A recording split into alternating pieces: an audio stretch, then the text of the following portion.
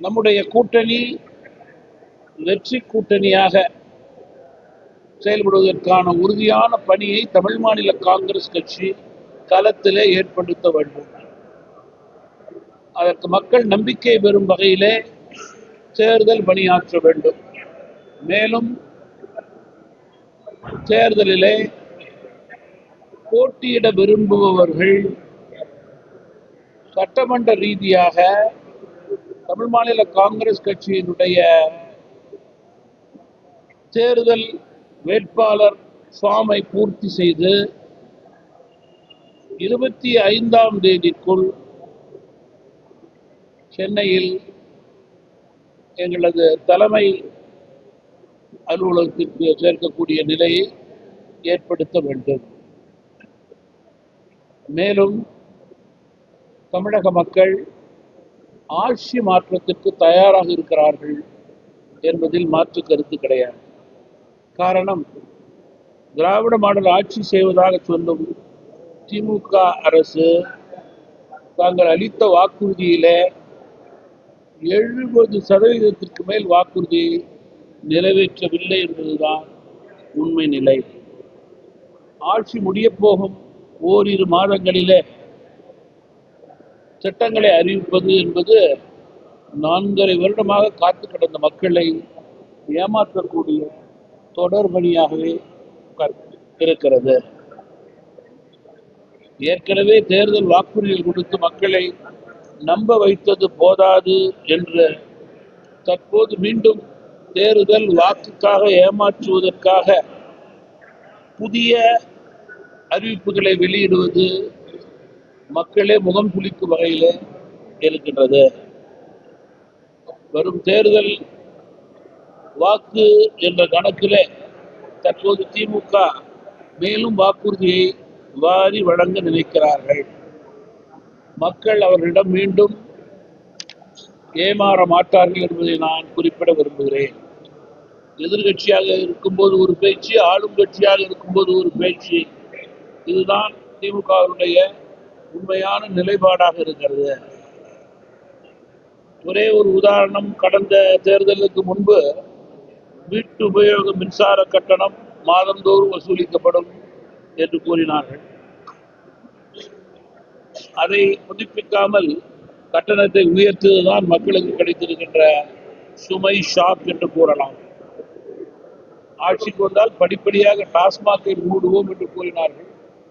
டாஸ்மாகை மூடாததனுடைய விளைவு சட்டம் ஒழுங்கு சீர்குலைந்து நிற்கிறது. மேலும் போதைப் பொருள் நடமாட்டம் அதற்கு வலு சேர்த்துக் கொண்டிருக்கிறது. பழைய ஓய்வூதிய திட்டத்தை கொண்டு வருவோம் என்று கூறி ஓய்வூதிய திட்டத்தை அறிவித்து பெரும்பாலானோர் அதற்கு எதிர்ப்பு தெரிவித்துக் கொண்டிருக்கிறார்கள்.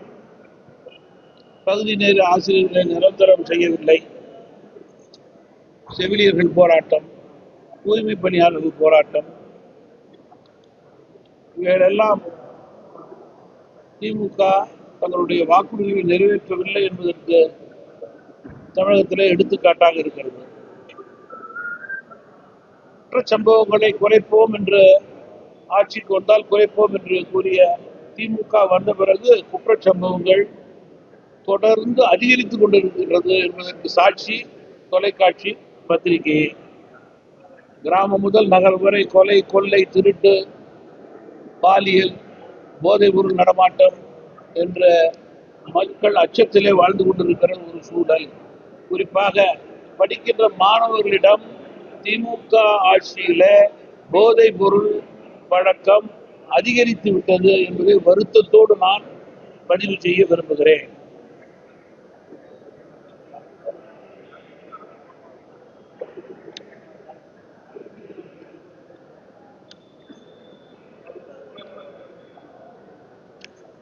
கேட்டா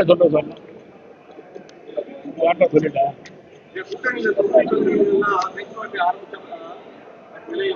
நீங்க கொஞ்சம் அமைதியா இருங்க. நீங்க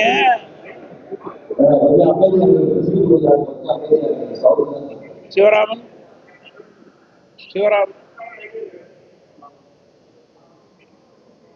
நீங்க அதிகாரப்பூர்வமாக கூட்டணியுடன் பேச்சுவார்த்தை, தொகுதி பங்கீடெல்லாம் எந்தெந்த கட்சியோடு முதன்மை கூட்டணியில் இருக்கிறதோ அந்த முதன்மை கூட்டணி கட்சி தான் தளத்துக்கு ஏற்றவாறு கூட்டணி கட்சிகளோடு பேசி அவருடைய எதிர்பார்ப்புக்கு ஏற்றவாறு தேர்தலில் வெற்றியை உறுதி செய்து கொள்ளும் வகையிலே முடிவுகளை ஏற்படுத்த வேண்டும் என்று நான் கேட்டுக்கொள்ள விரும்புகிறேன்.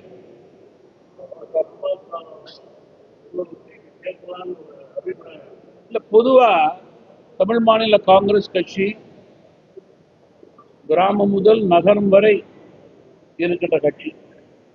காங்கிரஸ் கட்சியை எதிர்த்து வெளியிலே வந்து தமிழகம் முழுவதும் பெருந்தலைவர் காமராஜ், மக்கள் தலைவர் மூப்பனார் என்ற ரீதியிலே நேர்மை, எளிமை, தூய்மை, வெளிப்படை தன்மை என்ற மரியாதைக்குரிய கட்சியாக தமிழகம் முழுவதும் பட்டி தொட்டி என்றும் தமாக செயல்பட்டு கொண்டிருக்கிறது. மாற்று கருத்தே கிடையாது. கட்சியை பொறுத்தவரையில ஏற்கனவே வாங்கிய எண்ணிக்கையை விட அதிக எண்ணிக்கை வேண்டும் என்ற எதிர்பார்ப்பு. கொஞ்சம் தயவு பண்ணி அமைதியா இருங்க சார். ஏற்கனவே வாங்கிய எண்ணிக்கையை விட அதிக எண்ணிக்கை வேண்டும் என்ற எதிர்பார்ப்பு தொடரும், இருக்கும், இல்லாமலே இருக்காது என்பதிலே மாற்று கருத்து கிடையாது. இருப்பினும் தமிழ் மாநில காங்கிரஸ் கட்சியை பொறுத்தவரையில எப்பொழுதுமே கூட்டணி கட்சியினுடைய தலைமை கட்சியோடு முறையாக சரியாக பேசி சுமூகமான தீர்வு, நல்ல தீர்வு, வெல்லக்கூடிய தீர்வாக அனைவருக்கும் இருக்க வேண்டும் என்று விரும்புகின்ற கட்சி. அதையே நாங்கள் பேணி காக்கிறோம். எடப்பாடி பழனிசாமிக்கு 10 தொகுதி பழனிசாமி அரசியல் கட்சியெல்லாம் சொல்றாங்க, அவங்களோட கூட்டணி வச்சிருக்கீங்க. அப்ப இந்தியா முழுவதும் தொடர்ந்து நூற்றுக்கணக்கான தோல்விகளை கண்ட காங்கிரஸ் திமுகவை ஒப்பிட்டு என்ன கூறுவது என்று கேட்க விரும்புகிறேன். அதுபோல நான் கொச்சையாக பேசி எங்களுக்கு பழக்கமும் இல்லை, விரும்பவும் இல்லை. அப்படி பேசுபவர்களுக்கு இந்த கேள்வியை நான் வைக்கிறேன். ஐயா, விஜயுடைய வருகையால உங்க கூட்டணிக்கு பாதிப்பு தாக்கம் இருக்குமா? நீங்க பொதுவான உண்மை நிலை, விஜயுடைய சதவீதம் ஒவ்வொரு சதவீதத்தை கூறுகின்றீர்கள். யாரும் 10க்கு குறைவாக கூறுவதாக எனக்கு தெரியவில்லை. ஆனால் வாக்களித்த பிறகு எல்லா கட்சிக்கும் சதவீதத்தை அதிகாரப்பூர்வமாக உறுதிப்படுத்துபவர்கள் எஜமானர்கள். எஜமானர் என்றால் வாக்காளர்கள், மக்கள் என்பதிலே மாற்று கருத்து கிடையாது. அவருக்கு என்ன சதவீதத்திலிருந்து நீங்கள் ஆரம்பித்தாலும் அந்த சதவீதம் எல்லாம் தமிழகத்தில் உள்ள அனைத்து கட்சிகளுடைய சதவீதம் தான் என்பதிலே யாருக்கும் மாற்று கருத்து இருக்க முடியாது. அதில் தமாகவின் பங்கும் இருக்கத்தான் செய்யும்.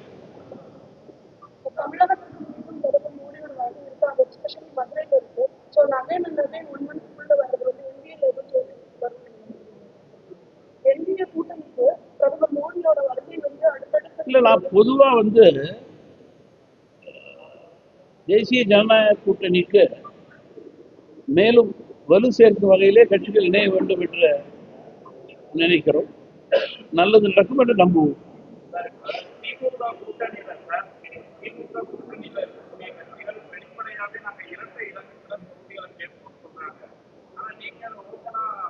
எனக்கு அப்படி சொல்ல வேண்டுங்கிற அவசியம் கிடையாது. ஏனென்றால் என்னுடைய குறிக்கோள் எல்லாம் ஒத்த கருத்துடைய கட்சிகால ஒருமைப்பாட்டோடு, ஒற்றுமையோடு, எந்த விதமான பேதமும் இல்லாமல் வெற்றியை உறுதி செய்து கொள்ள வேண்டும் என்று நினைக்கும் கட்சியினுடைய தலைவர் நான்.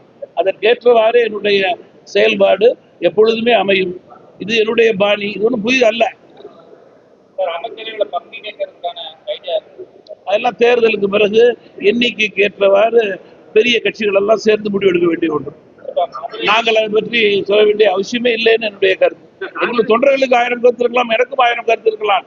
அதை இப்ப களத்தில் பரிமாறிக்க வேண்டிய அவசியம் இல்லை என்பது என்னுடைய கருத்து.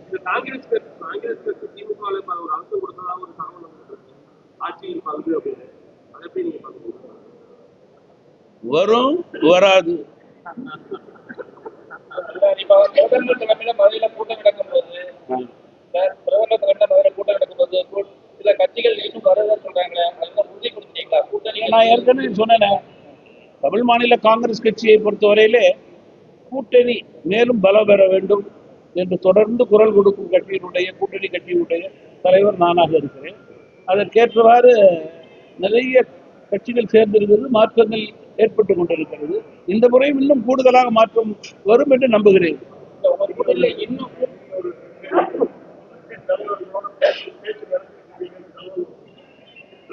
இல்ல நான் அது நீங்க பாரதிய ஜனதா கட்சியினுடைய தலைமை, அதிமுகவுடைய கட்சியினுடைய தலைமை, அவர்களுக்கே அந்த அதிகாரம் இருக்கிறது. அவர்கள்தான் அந்த பணியை செய்ய வேண்டும் என்பது என்னுடைய கருத்து. என்னுடைய விருப்பத்தை வேண்டுமானால் அவரிடம் நான் தெரிவிக்கலாம். அதை தெரிவித்திருக்கிறேன். நீங்க பல கட்சிகளுடைய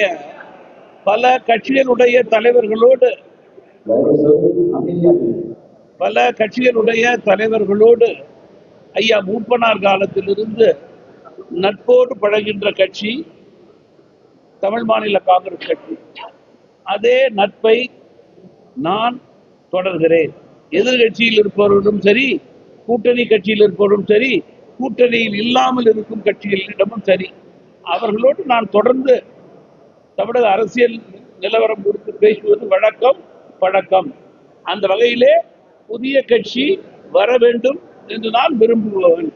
ஆனால் அந்த கட்சி எந்த சூழல் வரும் என்பதற்கு அதிகாரம், பேச்சுவார்த்தையெல்லாம் பாஜக தலைமை, அதிமுக தலைமைக்கே உள்ளது.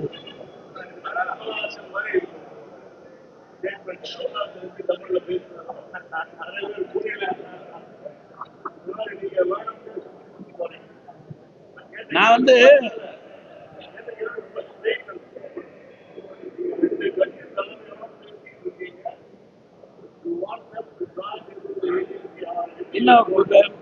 Krishna, a gentleman journalist, a blunt answer is, எனக்கு அது போன்ற பேச்சுவார்த்தை அதிகாரப்பூர்வமாக நடத்துவதற்கு அதிகாரம் கிடையாது.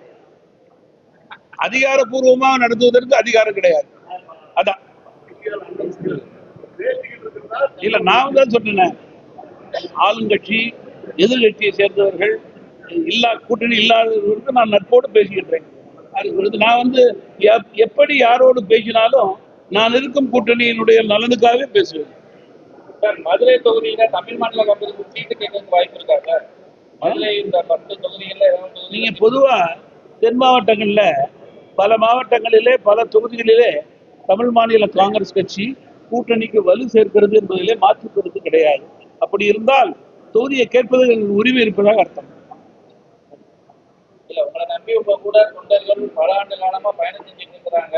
அவங்க முக்கிய நிர்வாகிகள்லாம் அதுக்கு சீட்டு கிடைக்காதா அப்படின்னு ஒரு ஏக்கத்தில் 234 தொகுதியிலும் எங்களுடைய கட்சி இருக்கிறது.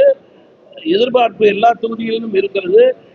எனக்குள்ள நிலையை பயன்படுத்தி கொண்டு அதிலே இயக்கத்திற்கு உண்டான முயற்சியை செய்வது தலைவர் என்ற முறையிலே என்னுடைய கடமை. அதை முறையாக சரியாக செய்வேன்.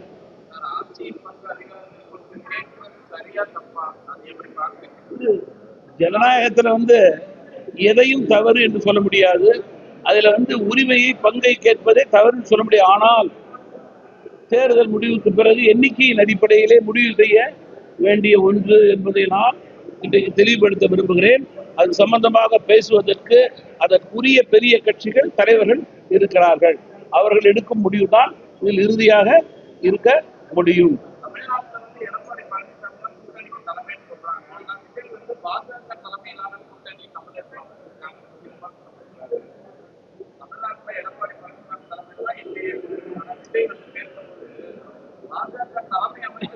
அதை நான் கொஞ்சம் கிளாரிஃபை பண்ணி கரெக்டாக சொல்றேன்.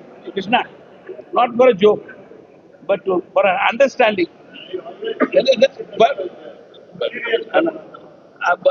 ஒரு அண்டர்ஸ்டாண்டிங் சொல்றேன். தம்பி, நான் முடிக்கிறேன். என்டிஏ தலைமையிலே கூட்டணின்னா மத்தியிலே பிரதமர் மோடி தலைமையிலே என்டிஏ கூட்டணி. அதுல ஐயா எடப்பாடியும் இருக்காங்க, சந்திரபாபு நாயுடு இருக்கிறாங்க, குமாரசாமி இருக்காங்க, நிதிஷ் இருக்காங்க.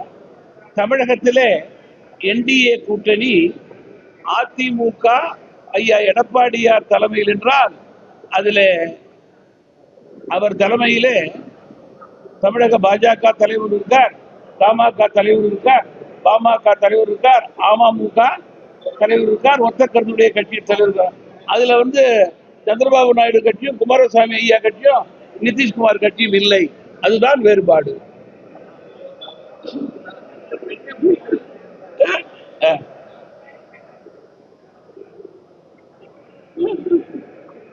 திமுக கூட்டணியில நாடாளுமன்றத்தில் காங்கிரஸ் கட்சிகள் சேர்ந்து பலமா தாக்கிடலாமா? நீங்க ஜனநாயகத்திற்கு மாறாக எதிர்கட்சிகள் நடந்தது இந்தியாவிற்கு தலைகுனிவு, பாராளுமன்றத்திற்கு தலைகுனிவு.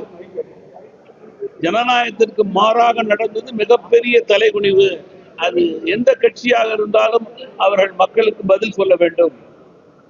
சன்சத் தொலைக்காட்சியின் மூலம் இந்தியாவில் உள்ள பெரும்பாலான மக்கள் அரசியலை கூர்ந்து கவனிப்பவர்கள் அதை பார்த்துக் கொண்டுதான் இருந்தார்கள். அதனால ஜனநாயகத்திற்கு தலைகுனிவு ஏற்படுத்துகின்ற எந்த செயலாக இருந்தாலும் சரி, இந்த செயல் அந்த செயல் என்று நான் சொல்ல மாட்டேன், எந்த செயலாக இருந்தாலும் அது தவறு. அந்த கட்சிக்கு தலைகுனிவு, அதை செய்தவர்களுக்கு தலைகுனிவு.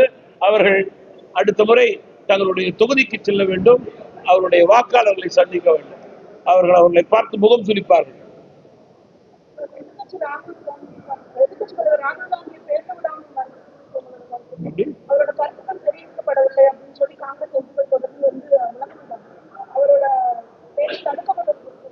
பாராளுமன்றத்தினுடைய மரபை மீறுபவர்கள் ஆளுங்கட்சியை சேர்ந்தவர்களாக இருந்தாலும் சபாநாயகர் அவர்களை பேசவிடக்கூடாது. ஒரு எதிர்கட்சி தலைவர் பாராளுமன்றத்தினுடைய மரபை மீறும் போது அவர்கள் பேசுவது தவறு. இதுல கட்சி வேறுபாடு பாகுபாடு கிடையாது. இதுல only guideline of the parliament count.